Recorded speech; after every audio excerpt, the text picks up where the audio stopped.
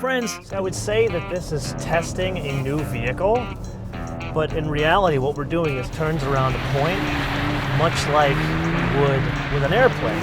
And that's exactly where we are. We are at a disused airfield in Skellefteå, Sweden, and this used to be used by the Swedish Air Force for their training missions. It was basically the North Pole of the Swedish Air Force. It was disused a couple of years ago, and then it's turned into this Skellefteå driving center that thankfully Porsche uses for a winter school. Actually, they just opened it for their winter driving experience for Europe, and they decided to show us the new Cayenne GTS. So what we're doing is playing around with car control in this 440 horsepower Porsche baby bike.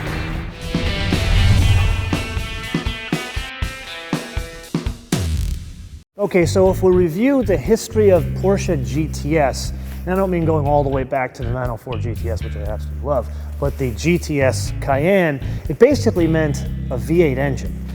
That's the biggest change here. We go from a V8 to a V6. So 2 less cylinders, but add 2 turbos. So you probably think this is very familiar because you've seen it in the car. Kind of the same engine, so 3.6 V6, twin turbocharged, 440 horsepower, which was kind of the same as last year, but the torque is up. So you actually have less cylinders, but the torque goes up to 442. Now, what's interesting about that torque is it comes in very low. Now the turbo comes in at 2,500. This, 1,600 RPM.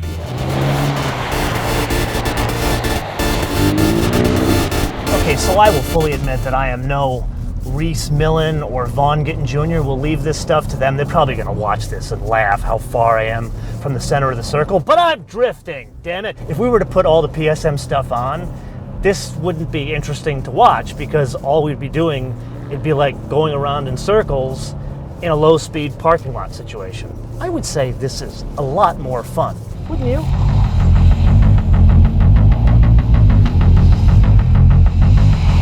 I think we'd all agree that drift circles, lots of fun. And we love Vaughn and Reese on the show, but we got a new engine, and of course we got like the Porsche suite of technologies, like Porsche Stability Management and Porsche Torque Vectoring Plus. So what we normally don't have is a runway. And this is not just any runway. This was the runway that was used for the Swedish Air Force.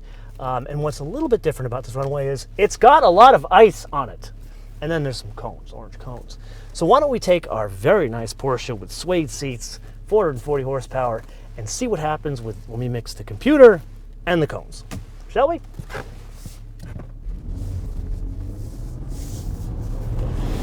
Okay, the computer kicks in pretty low, but still gives me a little bit of fun.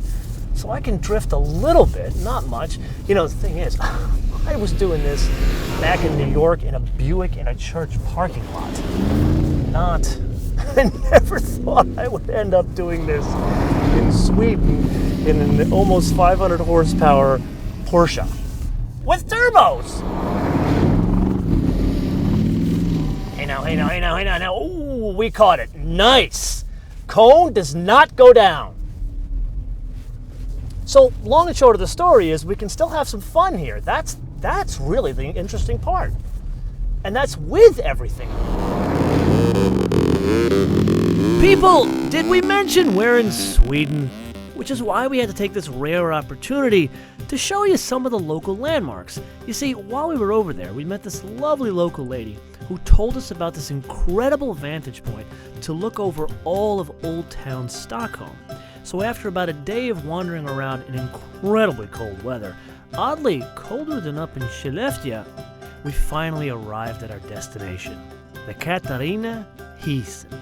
Welcome to the Katarina Elevator, translated as the Katarina Elevator. This was built in 1881 to connect the old town of Stockholm, the Gamla stan, and the Suspan, which is by the river here, with, and I apologize in advance for my pronunciation of Swedish words, Södermalm. Basically, there's a big hill that jets up from the river here, and the whole idea was to avoid walking up a big flight of stairs, so they built this elevator and this bridge that connected people to the different parts of the towns. The elevator was built in 1881 and was run on steam. Very cool. Then in 1935, it was changed over to electric power. That ran all the way till 2005. Then the city said, well, it's not safe anymore, and it's just kind of old, so they took the elevator out.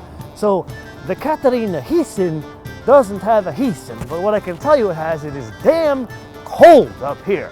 So I am going to go somewhere warm to ponder the whole life of the heating, because I like saying heating. So the engine is not the only thing that makes the GTS the GTS. Turns out there's a whole laundry list of changes on the outside. Follow me on this one. Basically, you got these rocker panel extensions on the bottom.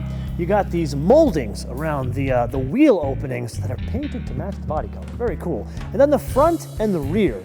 Some of the taillight and headlight bits, as well as underneath the exhaust, is shared with the turbo. And then the brakes. Believe it or not, they're actually shared with the turbo, at least parts of the brakes. Like in the rear, the rotors are the same diameter as in the turbo. The calipers, they're also 4-piston like the turbo. The front is where it kind of differentiates from the turbo. That's where you get, instead of 10 piston calipers, you have to make do with only 6. And then notice it's not a ceramic rotor, it is a metallic rotor, but still about the same diameter.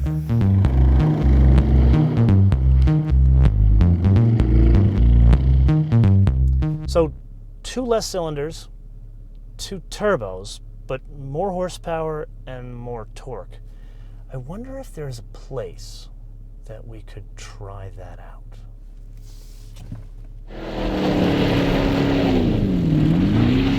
I love Sweden. Okay, that's 60, 70, and then check this out. Amazing. We got new brakes, but notice brakes plus computers and no hands equal, look, Mom, I may be an idiot, but I'm a safe idiot. And the hazards are kind of telling me that, yeah, you are an idiot, but guess what? We saved your ass anyway. Okay, so we're getting towards the end of the day here, and this is probably the most normal driving we're doing here. Still on ice.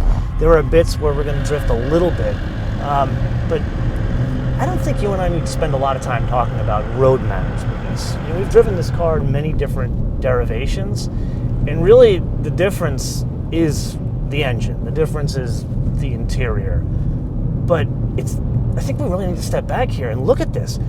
People, we've driven this thing off-road in Alabama. We've driven it on an autocross in Alabama, and now we're driving it in snow and ice in practically the North Pole of Europe.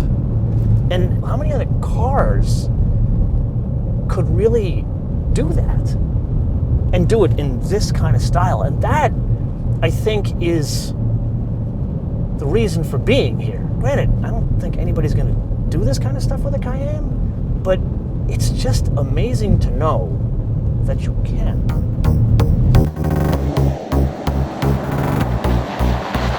So let's get this all straight. There's a Cayenne with a V6, there's a Cayenne S, there's a Cayenne with a diesel, which I love.